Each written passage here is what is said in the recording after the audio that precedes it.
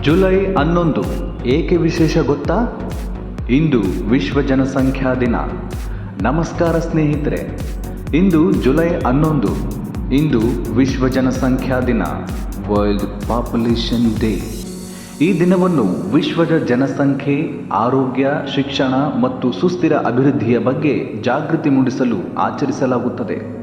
1987 July 11ರಂದು ವಿಶ್ವದ ಜನಸಂಖ್ಯೆ ಸುಮಾರು 5 ಮಿಲಿಯನ್ ತಲುಪಿದ ಹಿನ್ನೆಲೆಯಲ್ಲಿ ವಿಶ್ವಸಂಸ್ಥೆಯ ಅಭಿವೃದ್ಧಿ ಕಾರ್ಯಕ್ರಮ UNDP ಈ ದಿನವನ್ನು ಆಚರಿಸಲು ಮುಂದಾಯಿತು.